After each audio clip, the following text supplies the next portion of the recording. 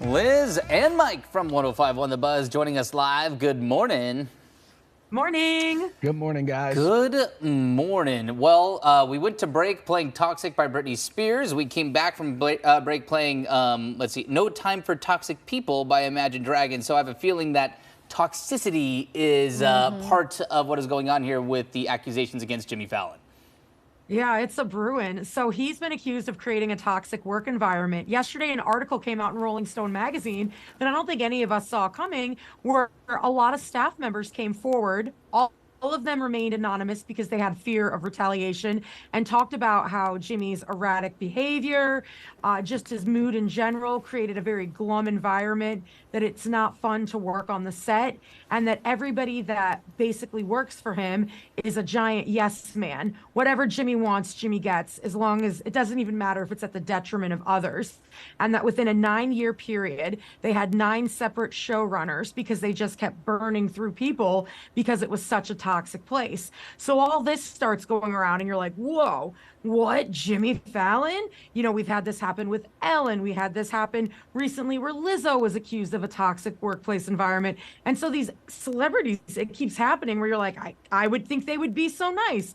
And the difference between the other accusations and Jimmy Fallon is pretty much almost immediately, within a couple hours, they said he gathered up his staff members and issued an apology. More than anything, he said, you know, that he was sorry if he created this environment, blah, blah, blah. But then he went on to say that he didn't create this environment. So it was kind of like a apology where he didn't apologize. So there's a lot of people that are coming forward.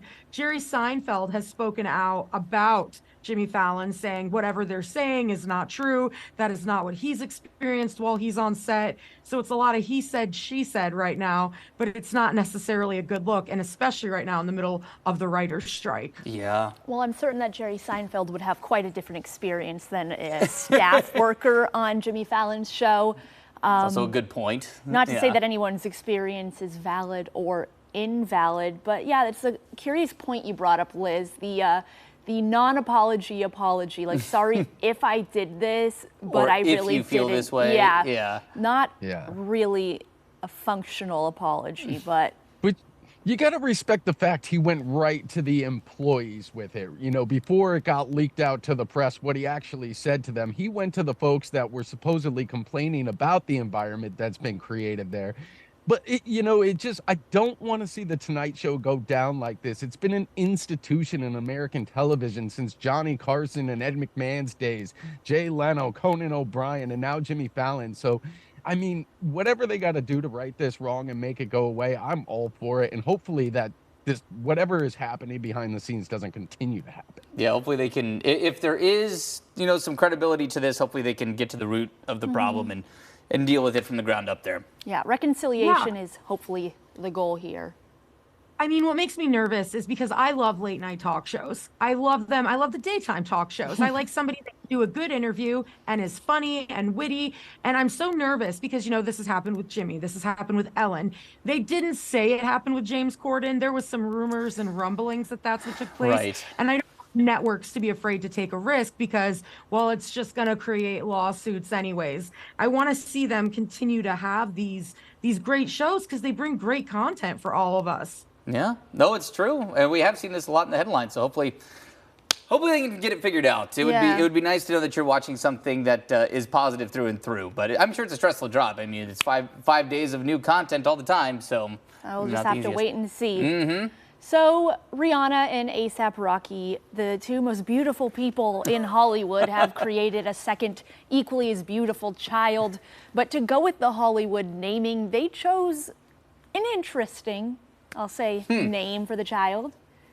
Riot Rose Mayers. So Riot? baby was born August 1st. Yeah. And the other day I was scrolling through TikTok and there's this lady that predicts baby name trends. And one of the ones that was on the list was Riot. And I was like, Riot? I feel like you're setting that kid up to just be mayhem when they're 4 years old, just a riot running around. And I was like, nobody's going to name their kid Riot. And then this popped up today. And now I'm like, well, Riot is a very strong name. And suddenly I'm because if it's good for Rihanna, seal of approval. That's all we need. It does feel like you're setting yourself up for some serious toughness during the terrible twos years. Like, Riot, get off the couch. I don't know, but I'm not a parent. Making a riot. And not even that, the butt end of so many ASAP Rocky dad jokes, like, oh, that's just a riot, being a riot. Yeah, You know what I right. mean? Like, if and this is nothing against naming the child Riot, but I wouldn't not necessarily want to grow up with that as my name. I didn't even want to grow up with Mike as my name, and I tried to change it in high school. It just didn't work. What would you try to change it to?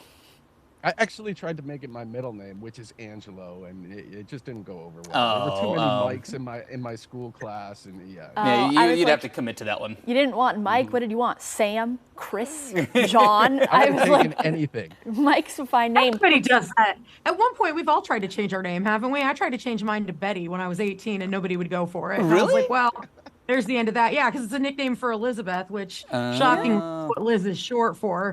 But yeah. I think Riot's adorable now, though. Absolutely. Let little Riot run around. Because his brother's name, I don't know how to pronounce his brother's name. It's RZA. RZA? So RZA. RZA?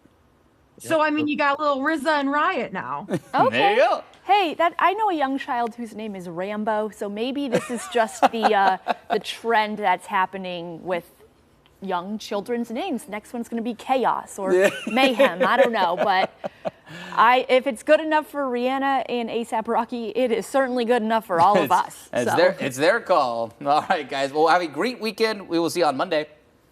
Bye, friends. All right, bye. And you can listen to Liz and Mike every weekday morning on 105.1 The Buzz. In other entertainment news,